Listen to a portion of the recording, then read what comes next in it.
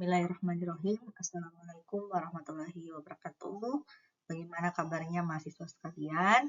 Pada pertemuan hari ini kita akan membahas materi selanjutnya yaitu tentang anggaran kas. Jadi anggaran kas ini nantinya kita akan mencoba untuk membuat anggaran kas, dan di dalam sini itu nanti ada kaitannya dengan salah satu komponen laporan keuangan yaitu laporan arus kas. Oke, nanti kita akan bahas itu satu persatu. Nah, kita masuk dulu ke bagian definisi ya. Jadi bagian definisi yang pertama itu adalah kas. Jadi kas itu adalah salah satu akun yang kalau di dalam laporan keuangan di neraca itu dia berada di posisi paling atas di dalam penyusunan neraca, yaitu bagian dari kelompok yang namanya aset lancar. Kenapa dia paling atas, paling pertama disebutkan di dalam komponen neraca? Karena dia yang paling gampang keluar, paling cepat keluar, dan cepat masuk seperti itu. Sehingga kas itu berada di urutan pertama. Dan biasanya kas ini digunakan sebagai alat pembayaran yang dipakai untuk seluruh manusia yang ada di dunia ini ketika melakukan transaksi jual beli seperti itu.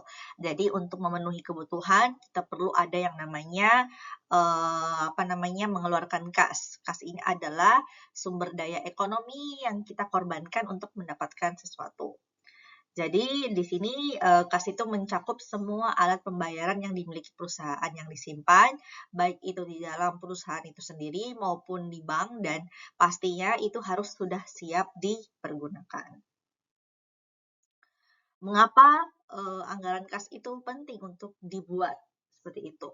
Nah, yang pertama adalah kekurangan uang akan menyebabkan perusahaan tidak dapat membayar berbagai aktivitas operasi dan investasi. Jadi kas itu karena seringnya keluar masuk, sehingga ini menjadi kekurangan tertentu.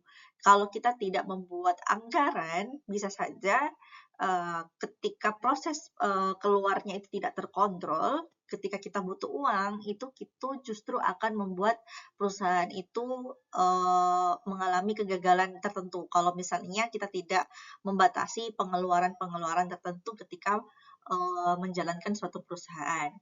Contohnya misalnya kita mau membeli aset tetap yang memang sangat penting untuk proses operasional perusahaan. Tetapi ternyata uang untuk itu misalnya kita tidak anggarkan di awal, sehingga uang yang harusnya ada itu dipakai untuk kebutuhan lainnya. Gitu. Nah, hal-hal inilah yang kita takutkan terjadi, sehingga anggaran kas itu sangat penting untuk dianggarkan setiap tahunnya di awal tahun. Nah, yang kedua, kelebihan uang pada suatu saat melebihi kebutuhan perusahaan menyebabkan terlalu banyaknya uang yang menganggur, padahal seharusnya uang tersebut dapat dikelola secara lebih optimal lagi untuk kepentingan perusahaan. Jadi pengelolaan kas yang efektif dan efisien. Kenapa seperti itu? Karena kan seperti yang saya katakan, kas itu adalah sumber daya ekonomi yang paling penting, yang paling mendasar di dunia perekonomian negara. Sehingga kelebihan uang misalnya pada waktu itu dan tidak diposkan untuk kepentingan yang lebih banyak lagi, itu justru mengalami kemunduran. Kenapa? Karena uang sebanyak itu kalau tidak diputar, misalnya tidak dimaksimalkan, justru itu tidak akan meningkatkan kemampuan perusahaan untuk misalnya survive. Seperti itu. Dan ini semua harusnya bisa menjadi tonggak ukur perusahaan untuk bisa lebih optimal lagi untuk mencapai kebutuhan perusahaan, bukan masyarakat ya. Kebutuhan perusahaan dulu, dan nanti tujuan jangka panjangnya adalah untuk memenuhi kebutuhan masyarakat. Nah, penting bagi perusahaan memiliki kas dengan jumlah yang tepat dan juga waktu yang tepat. Jadi anggaran kas ini mengontrol kita untuk bisa mengeluarkan sejumlah kas yang tepat sesuai dengan peruntukannya, sesuai dengan kebutuhannya, bukan sesuai keinginannya. Ibaratnya kalau kalian punya uang banyak, ya misalnya yang baru-baru ini mungkin yang KIM itu cair BBH-nya, terus uangnya itu tidak dibuatkan anggarkan, tidak dibuatkan perencanaannya. Misalnya uang 6 juta nih. Oh iya, saya ngekos. Saya sebisa mungkin bisa deh bayar dengan uang itu kos 6 bulan ke depan, supaya 6 bulan ini tidak perlu memikirkan lagi uang biaya kos. Terus uang pulsa kita sisihkan untuk uang pulsa, uang internet dan segala macamnya untuk kebutuhan misalnya kuliah, kalau tiba-tiba ada kuliah Zoom misalnya dari dosen. Seperti itu bisa dilakukan. Atau misalnya untuk uang sehari-hari, oh ya saya tahu saya cuma hidup dari BBH misalnya, tidak ada pendapatan lain. Jadi sebisa mungkin saya menghindari memakan makanan di luar misalnya. Misalnya saya masak dan segala macamnya itu diatur semuanya. Nah, fungsinya anggaran kas dan perusahaan itu juga sama, kayak gitu. Bagaimana kita bisa mengeluarkan sejumlah uang sesuai dengan kebutuhannya dan di waktu yang tepat pula. Jadi tidak yang langsung-langsungnya mengeluarkan uang, nggak seperti itu. Intinya adalah kita mengeluarkannya cukup dan sesuai dengan waktu dan kebutuhan yang tepat. Nah, itu tadi kita bahas pengertian kasnya. Sekarang kita bahas pengertian anggaran kasnya. Jadi anggaran kas itu adalah bagaimana kita membuat daftar perkiraan kira-kira kas ini yang masuk dan keluar itu berapa banyak. Dan untuk apa, dan pada periode apa, seperti itu. Nah, di sini kita akan fokus ke dua sumber, penerimaan dan pengeluaran kas. Penerimaan bisa saja dari pendapatan perusahaan. Misalnya dari penjualan produk, ya penjualan produk yang dibuat oleh perusahaan, lalu itulah keuntungan-keuntungan dari hasil penjualan produk itu masuk bagian pendapatan. Kalau pengeluaran adalah sejumlah beban atau sejumlah beban kalau dia akrual, kalau dia mengeluarkan sesuatu untuk bisa membuat sesuatu. Misalnya kita membuat barang, tentu kita akan mengeluarkan biaya untuk bisa membuat produk tersebut. Nah, itu masuk pengeluaran-pengeluaran misalnya beban gaji, beban sewa, beban produksi, beban biaya bahan baku, dan segala macamnya. Semuanya itu masuk ke dalam pengeluaran di dalam anggaran kas ini. Tujuan penyusunan anggaran kas pada dasarnya dibuatnya anggaran kas untuk memberikan informasi yang relevan tentang taksiran, penerimaan, dan pengeluaran kas perusahaan pada periode tertentu di masa mendatang. Jadi ini peruntukannya adalah proksinya adalah untuk tahun yang akan datang. Jadi memang kita di dalam anggaran kas itu kita bisa melihat informasi-informasi yang relevan dan sesuai dengan taksiran kita. Kira-kira misalnya kita memproduksi barang dalam berapa banyak, terus kira-kira uang yang dikeluarkan itu berapa banyak. Itu anggaran kas inilah kita bisa melihat informasi-informasi ini. Sehingga kita sudah ada bayangan, oh iya berarti kita kalau misalnya membuat produk 1.000 unit, kira-kira kita butuh berapa banyak cash yang keluar untuk biaya tersebut. Nah, itu.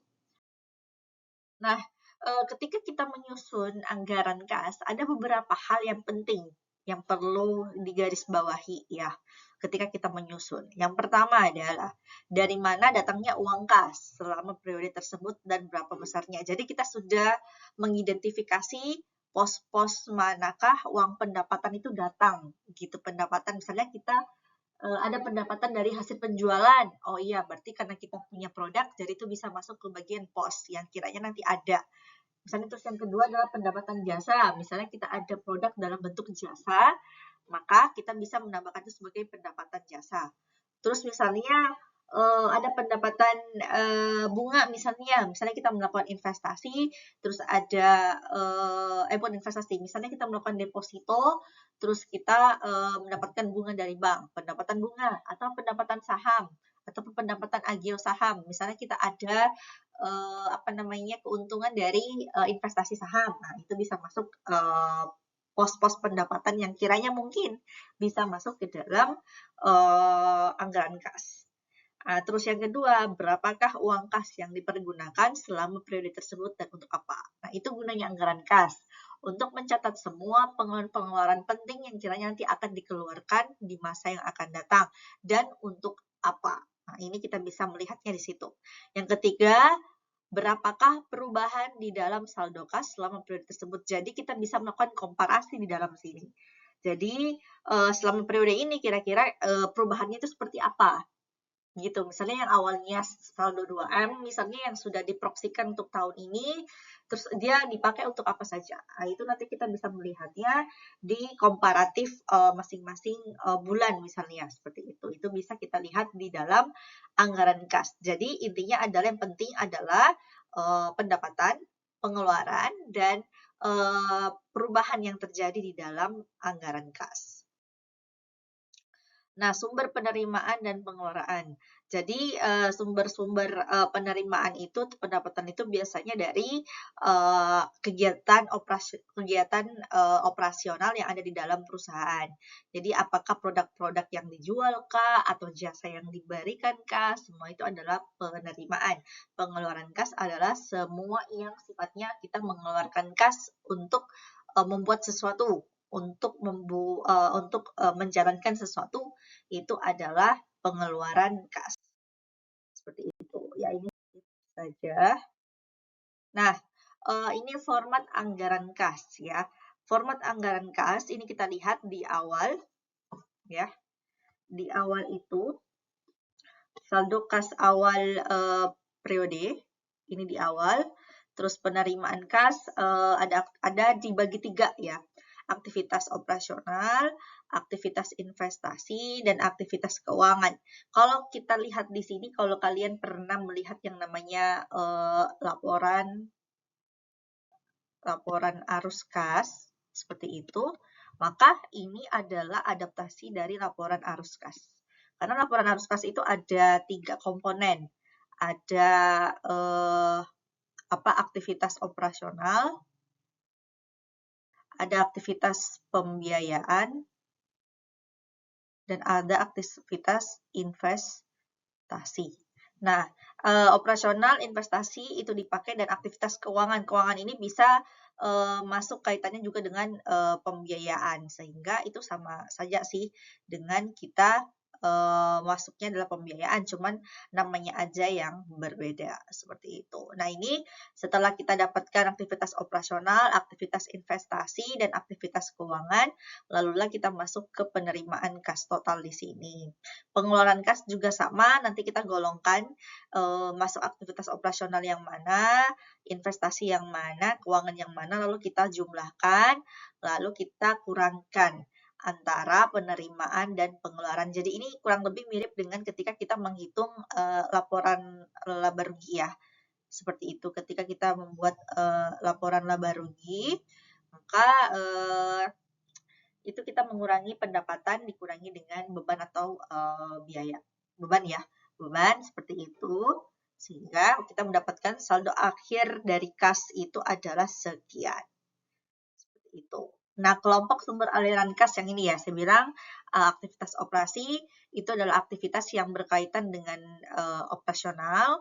Kalau aktivitas investasi itu berkaitan dengan proses atau kegiatan-kegiatan yang sifatnya investasi. Keuangan ini adalah yang berkaitan dengan pembiayaan misalnya. Nah, itu. Nah, ini ya, aktivitas operasi, berbagai aktivitas yang berkaitan dengan upaya perusahaan untuk menghasilkan produk perusahaan sekaligus semua upaya yang terkait dengan upaya menjual produk tersebut. Kalau aktivitas investasi adalah berbagai aktivitas yang terkait dengan pembelian dan penjualan harta perusahaan yang memang dapat menjadi sumber pendapatan perusahaan. Seperti misalnya pembelian dan penjualan gedung, tanah, mesin, kendaraan pembelian, obligasi atau saham perusahaan lain, dan sebagainya, itu masuk ke aktivitas investasi. Kalau keuangan ini adalah semua aktivitas yang berkaitan dengan upaya untuk mendukung operasi perusahaan dengan menyediakan kebutuhan dana dari berbagai sumbernya beserta konsekuensinya, misalnya penerbitan surat utang, penerbitan obligasi, penerbitan saham baru, pembayaran dividen, pelunasan hutang, dan sebagainya. Nah, ini semua adalah aktivitas-aktivitas yang bisa dimasukkan ke dalam anggaran kas. Nah, ini contoh penerimaan kas, aktivitas operasional untuk kategori penerimaan kas, ya, penerimaan kas ini, dan pengeluaran kas. Kalau penerimaan kas, di situ ada contohnya adalah penjualan produk, ya, penjualan produk, pendapatan lain-lain, penerimaan piutang, itu masuk penjualan produk. Kalau pengeluaran kas, kita bisa lihat dari sisi pembelian bahan atau produk, biaya tenaga kerja, biaya overhead, biaya pemasaran, biaya administrasi, dan pembayaran lainnya, itu semua masuk kategori pengeluaran kas untuk aktivitas operasional. Kalau aktivitas investasi, contoh penerimaan kasnya itu adalah seperti penjualan kendaraan, penjualan gedung, penjualan tanah, penjualan aset-aset lain. Kalau pengeluaran kas itu misalnya adalah pembelian kendaraan misalnya, pembelian gedung, pembelian tanah, pembelian peralatan, pembelian mesin, dan pembelian surat berharga. Ini contoh-contoh saja kategori untuk pengeluaran untuk aktivitas investasi. Kalau keuangan, contoh penerimaan kasnya misalnya adalah adanya penerbitan saham, penerbitan obligasi, penerbitan promes, dan kredit bank. Seperti itu. Kalau pengeluaran kas, itu contohnya pembayaran dividen, pembayaran bunga, pelunasan obligasi, pelunasan promes, dan pelunasan hutang bank. Nah, ini semua adalah aktivitas keuangan kategori penerimaan kas dan pengeluaran kas untuk aktivitas keuangan. Nah, sekarang kita coba masuk contoh soal dari materi anggaran kas. Nah, kita baca sama-sama ya. Pada bulan Oktober tahun 2008, manajemen PT Nusa Indah menyusun anggaran kas perusahaan untuk tahun 2009. Sedangkan data yang dimiliki manajemen perusahaan berkaitan dengan penyusunan anggaran kas tersebut adalah sebagai berikut. Jadi ini adalah komponen-komponen yang nantinya akan ada di masing-masing pos di anggaran kas. Penjualan tunai tahun 2009 diperkirakan sebesar 400 juta per tahun. Sedangkan penjualan kredit diperkirakan sebesar 250 juta per bulan. Biasanya pelanggan akan membayar pada bulan berikutnya. Lalu diperkirakan saldo piutang usaha pada akhir tahun 2008 sebesar 200 juta. Dari jumlah utang tersebut diperkirakan akan dapat ditagih pada bulan Februari 2009 sebanyak 60% dan sisanya akan dapat ditagih pada bulan Maret 2009. Lalu saldo kas pada akhir bulan Desember 2008 diperkirakan sebesar 840 juta. Jadi karena saldo akhirnya Desember 2008 840 juta biasanya akan dialihkan menjadi saldo awal untuk tahun berikutnya yaitu 2009. Pembelian bahan baku langsung dianggarkan sebesar 400 juta per bulan, di mana sebesar 60% akan dibayar pada saat terjadinya transaksi dan sisanya akan dibayar pada bulan berikutnya. Lalu pada akhir tahun 2008, diperkirakan perusahaan masih memiliki hutang usaha sebesar 400 juta, di mana 225 juta direncanakan akan dibayar pada bulan Januari 2009 dan sebesar 175 juta direncanakan akan dibayar pada bulan Februari 2009. Biaya tenaga kerja langsung atau TKL dianggarkan sebesar 45 juta per bulan. Biaya overhead pabrik dianggarkan sebesar 50 juta per bulan, termasuk di dalamnya biaya depresiasi aktiva tetap, aset tetap sebesar 15 juta per bulan. Biaya pemasaran dianggarkan sebesar 25 juta per bulan. Nah, ini banyak lagi ya, kita baca satu-satu. Biaya administrasi dan umum dianggarkan sebesar 30 juta per bulan, termasuk di dalamnya biaya depresiasi aset tetap sebesar 8 juta per bulan. Perusahaan merencanakan akan membeli mesin pada bulan April 2009 sebesar 280 juta dan pada bulan September 2007 sebesar 400 juta. Pada awal tahun 2009, diperkirakan perusahaan masih akan memiliki hutang bank yang akan jatuh tempo pada tahun 2009 sebesar 520 juta, itu include bunga, di mana sebesar 260 juta akan dibayar pada bulan April 2009 dan sebesar sisanya akan dibayar pada bulan Mei 2009. Perusahaan merencanakan akan membayar pajak pada bulan Maret 2009 sebesar 62 juta. Diharapkan Bank Danamon akan memberikan kredit modal kerja sebesar 700 juta pada akhir bulan Maret 2009 dengan tingkat bunga pinjaman sebesar 24% per tahun dan bunga akan dibayarkan setiap bulan mulai bulan Mei 2009. Perusahaan merencanakan menjual 4 unit kendaraan pick-up yang dimilikinya dengan taksiran harga jual sebesar 35 juta per unit Diperkirakan seluruh mobil tersebut akan dapat terjual pada bulan Februari 2009. Dan untuk mengganti kendaraan yang telah dijual tersebut, perusahaan merencanakan akan membeli secara tunai sebanyak 5 unit kendaraan baru seharga 80 juta per unit pada bulan Februari 2009. Berdasarkan data di atas, jika dibuat anggaran kas, PT Nusa Indah untuk 6 bulan pertama tahun 2009 akan menghasilkan anggaran sebagai berikut. Jadi yang diminta itu adalah anggaran 6 bulan pertama tahun 2009, jadi dari bulan Januari sampai bulan Juni. Oke, nah sekarang kita akan masuk ke format anggaran kasnya ya. Jadi karena di soal diminta untuk membuat anggaran kas 6 bulan pertama di 2009, makanya di sini dibuatkan kolom 6 bulan ya, mulai dari Januari sampai dengan Juni. Semuanya dibuatkan dalam bentuk kolom seperti itu. Nah, di sini kita lihat ada saldo awal ya, saldo awal, aktivitas operasi, nanti di bagian slide selanjutnya itu aktivitas-aktivitas lain. Nah, kita harus pintar mengkategorikan dari soal tadi kita menginterpretasikan, oh ini masuk aktivitas operasional, ini masuk aktivitas investasi, ini masuk aktivitas keuangan. Jadi kita tinggal masukkan aja semuanya sesuai dengan soal yang ada. Seperti itu. Misalnya penjualan tunai itu masing-masing dia sepanjang tahun misalnya adalah 400 juta, penerimaan piutang misalnya di bulan Februari 370 juta, nanti ada pembagiannya hingga habis di bulan Juni misalnya. Gitu ya. Terus ada pembelian tunai.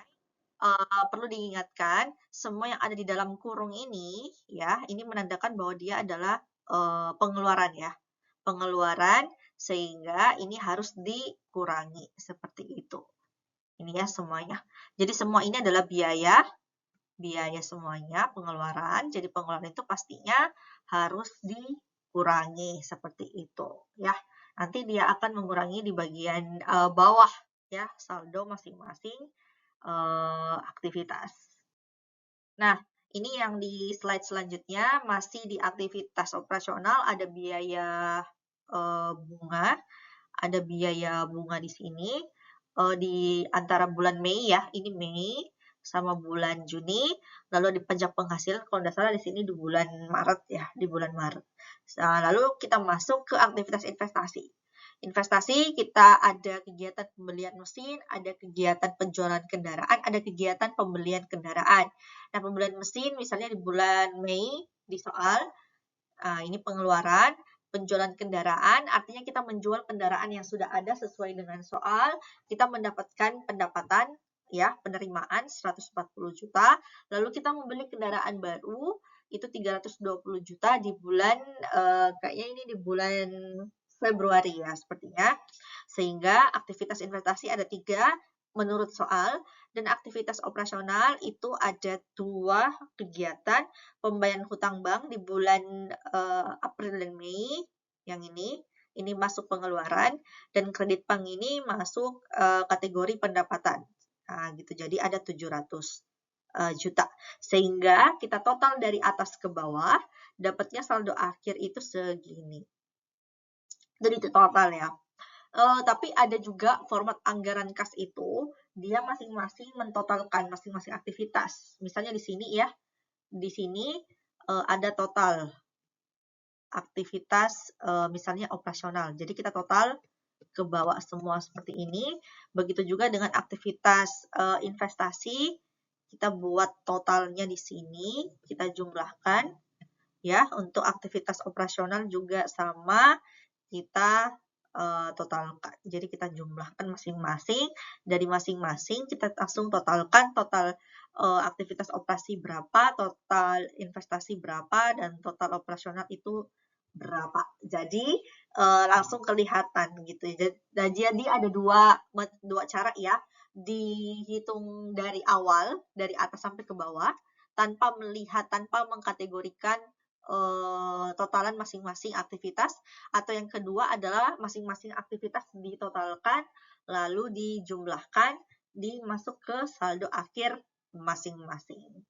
Nah, jadi Intinya adalah di dalam anggaran kas itu bagaimana kita pintar-pintarnya untuk menganalisis soal dan bagaimana kita pintar-pintarnya memasukkan masing-masing soal ke dalam kategori aktivitas yang ada, yaitu aktivitas operasional, aktivitas investasi, dan aktivitas keuangan. Ini harusnya aktivitas keuangan ya, bukan operasional di sini. Aktivitas keuangan. Karena operasional tadi seharusnya sudah ada di depan. Seperti itu, ya. Oke, mungkin itu saja pemaparan materi hari ini. Nanti untuk tugas akan saya up di e-learning. Jadi mahasiswa silakan dikerjakan soalnya. Nanti soalnya ini akan saya kasih waktu mulai minggu depan ya. Jadi untuk minggu ini kita bahas materi terlebih dahulu. Silahkan diperhatikan, nanti tugasnya sifatnya adalah muncul di minggu lalu. Jadi untuk materi anggaran kas ini kita bikin 2 part ya. Part pertama minggu ini, part keduanya itu kita latihan soal itu minggu depan. Seperti itu. Ya, mungkin itu saja materi saya terkait tentang anggaran kas di pertemuan kali ini. Semoga bisa bermanfaat. Jika ada yang kurang paham, silakan berkomentar di video ini. Silakan masukkan namanya, linknya, dan silakan bertanya tentang materi anggaran kas. Cukup sekian dari saya. Terima kasih. Wassalamualaikum warahmatullahi wabarakatuh.